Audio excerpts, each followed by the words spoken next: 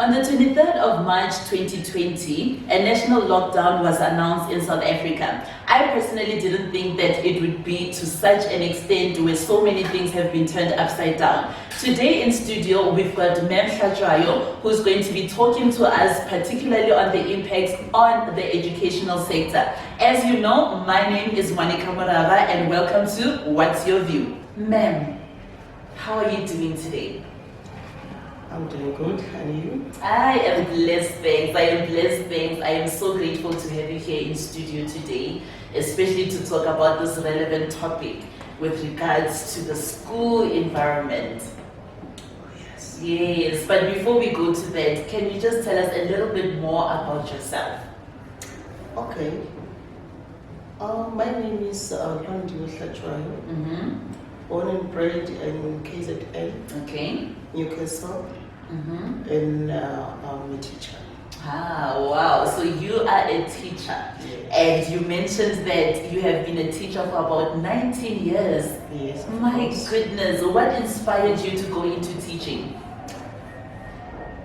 I can say when God planned, nothing can change. Amen. I never thought I can be a teacher. It never came to my mind. Okay. But I think when I look back, I realized that when I was doing grade 12, I was also teaching my classmates, Okay. helping with biology. And one lady that motivated me, it was Mem Matabela, who was teaching me grade 12 also. Okay. The way she handled herself, she Halala. moved into the teaching professional team. Okay. Wow. So with that being said, can you say that anybody can be a teacher, or do you have to have particular qualities in order for you to say, I am a teacher? Definitely teachers are born, Okay, wow. but at times they are made. Good teachers are born. Wow. They were born teachers. Yes. Yes, anybody can pursue teaching, but not anybody can be a good teacher. Wow. I love that explanation. I really do. So now, a lot of things have changed in terms of the syllabus that we have in schools. The pass rate as well, it's been fluctuating over the years and all of that. I remember in my time, a very long time ago, in my time, you needed to get 50% in order for you to be said to be going to the next grade. Yes. But now that percentage has dropped. Do you still feel that this is a good thing, or is it having a negative impact on the economy as a whole? Hey, that is really a difficult question. Why I say that? Because the dropping of standard. Yeah. I usually tell my children that if you are given 10 to write on, 10 marks to write on, Yeah. study for 10 marks Yes. and even above. Yes. Because once you lose 1%, it tells a lot about you. It tells that you have something that you don't know on what you were doing. Yeah. So now that one is minusing from what is expected from you. So, and also I give them the examples of being a doctor, being a pilot, being a train driver. I don't know what this is called, but I usually refer them to Mayday, where they show us the slight mistake that was done by the train driver, by the pilot, and also by the doctors. Yes. If, let's say, if you are a doctor and you have just passed with 70%, let me say, what about the 30%? 30%. So it means that 30% is the grave. It is part of the graves that you are going to produce. Oh my goodness. Come to teaching. If you don't know everything that you are doing, what is it that you are going to give it to someone? Remember, the information is good if it is directed to a person, but once it is given to a third person who was not there, it loses its value.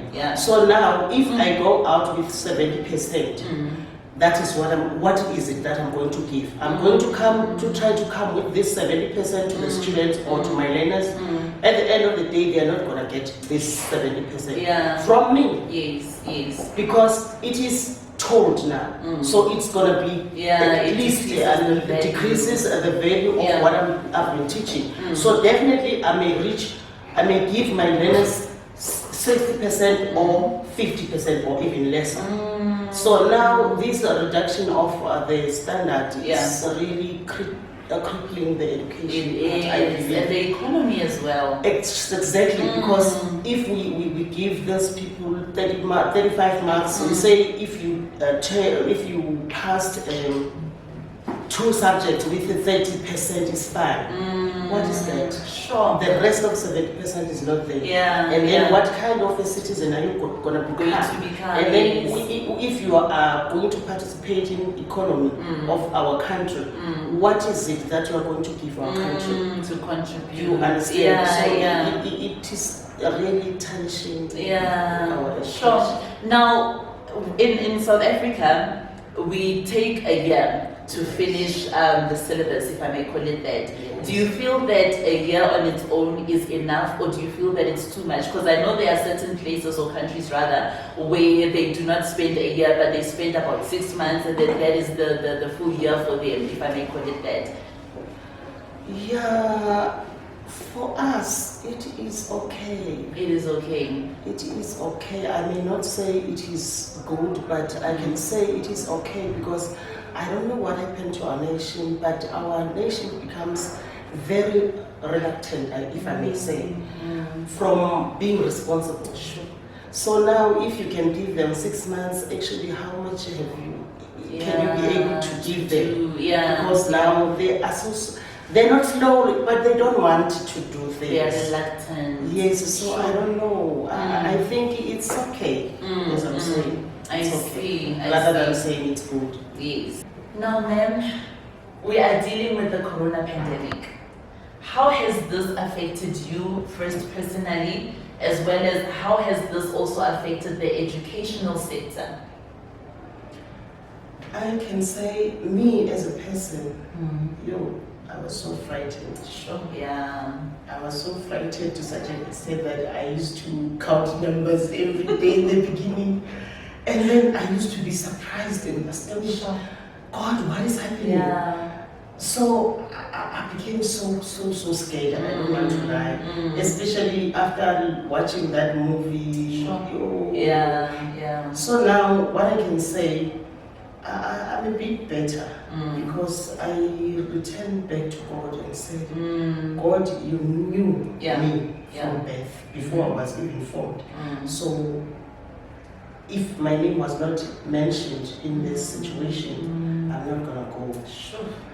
Then I kept on hoping. Even now, I'm living by faith, by hoping. Yes. And then the educational sector has been, oh Jesus, I don't know how to say this, but the confusion that has been, the confusion, and you can't blame anyone. In the beginning, I can say we blamed the department, we blamed people, we blamed whoever, but now at the end you see that this is a time where we don't have to point fingers to each other, but to try to embrace each other rather than doing anything, and making sure that we hold on to each other and carry on. Having faith in God, we can make it. Yes. Now you mentioned that in the beginning we used to blame the government. Yes. Now looking at this particular time, are there any measures that the government has in place that are there to assist you as an educator as well as the kids in the environment? Yes, there are measures, even though, as I said, there is a lot of confusion. We don't even know if those measures will work. Yes, sometimes I can say they will work, but only for particular people. Like this pandemic showed us how inequality are we. So it displayed the way we live, the lower, the middle class, the high class. So now it's a confusion. No one knows what we are doing actually. We are just doing something that we don't know. Sure. So then at the moment, are all the schools closed? Or like, what's the status? Are the schools closed? Are they open? Yeah, that opening and closing of the schools is also what shows the people, we are not in the same. No, we may be united, but we are not the same. We are not living the same lifestyle. Like if I'm affected here in Johannesburg, what about the people in rural areas? Water, sanitation, anything. So the government is trying. They providing sanitizers, they providing masks. But do you think that is enough? Doctors are dying with all the codes. So we are just living by God. And now also saying that as well, this leads to anxiety. Yes. How do you then deal with this anxiety within the schools? We are trying to be calm, trying to calm our children, trying to maybe in our education and subjects, trying to interact with the reality and also try to give them something that is going to make them feel better than concentrating on this virus. Like what I can say now, when we teach, we also support our children because remember they have different levels of coping. Yes. So they are not disabled, but different levels of coping. I think you understand. They have different abilities. So those who cannot make it quickly, we support them. We try to redo. We try to take give some more work that is easier. And those who can do better, we also try to give them something that will outshine them. So like now here with me, I'm having the poems, which were written by some of my learners. These poems are talking directly about the situation, about the pandemic. But unfortunately, it is written in isiZulu. But they are different in headings. They have different headings. Why did they have to write these poems? This is an expanded opportunity that was given to them to give how they feel, to tell the world how they feel, to show us their feelings. So this is the one that I'm having is written by Linda Telesi. It's saying, "Imihlolo yini?" Oh my goodness. What is this actually? It's like she's amazed. And then the other one wrote, this is Sithandile Khumalo written, "Ububane." This is a disaster.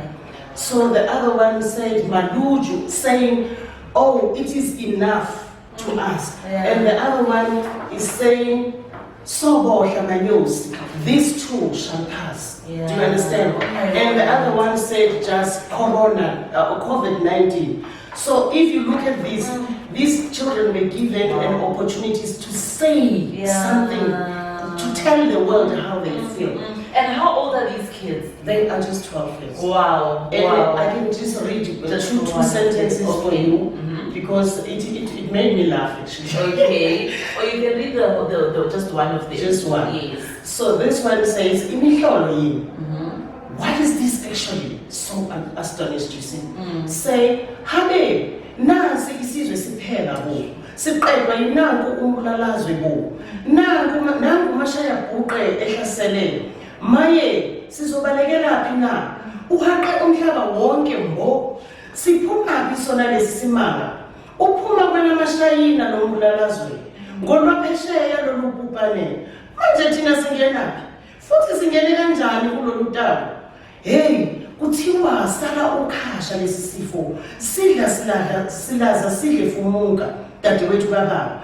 Wena salukazi wena khehla. Bona-ke asifuni nokubabona nje. Wena mhlophe wena mpisholo uyefana nje. Ake ngizwe ngawe-ke wena corona wansolo. U-COVID igama lakho noma isibongo. U-virus yena ngubani? U-19 yena. Kahle-ke uwedwa noma nibaningi. Uze kubani ngempela kanti? Phela uqoba kwasani odlula kuyona. Maluju bo, sizwile, singakwazi nokuzivikela kuwe. Uzenzela nje kithi kungabi indaba zalutho. Ukhanasa nje kwakukwamaqhanqa. Sithi yobe, buyela engololweni yakho COVID-19. Ibhalwe nguLindlela Telesi 7. This is a 12-year-old. So you can see deep down in her heart, she's asking questions that have no answers. My goodness, I am so touched by this. Like, A 12-year-old. So by this, Wow. she gave us how we felt. And at the end of the day, when I did this for them, she felt good that at least my work was It's been recognized. recognized. Yes. Oh my word, oh my word. So we do all what we can in Yeah. order to make them feel safe around us, feel safe around the situation, and try to take a lead even if it is like this. Yeah, sure, ma'am. Ma'am, in closing, if you had an opportunity to speak directly to the Minister of Education, what would you say to that department? I will say as a teacher, because they are also my colleagues, they are the ones who went, who were going on the path before me. We thank them a lot for everything that they have tried, especially they never been in such a situation. Yeah. No one ever predicted this. I believe they did what they could. I really believe they did what they could. I may not count the mistakes there and there. Actually, as I said, no one ever walked this path before. Yeah. So I wish they can keep on trying to do their best in order to protect this nation. Wow. At the moment, the schools are closed, all of them, because they said the pandemic is at its peak. So we hope that after all this, life will come back and we will be living our lives again. Wow, ma'am, thank you so much for coming through and sharing this powerful. Hey, it's a testimony. Like, thank you so much for sharing this. We really appreciate it. Thank you so much for tuning in. I know many of us used to think that, Corona is not for us. Corona is just, something that people are just talking about. But Corona is real. The pandemic is real. We've just heard what's going on in the educational sector alone. And I am so touched by the poems that were written. We will make a way of making them available to the public as well. So thank you so much for tuning in. And we will see you on yet another episode of What's Your View with MKM.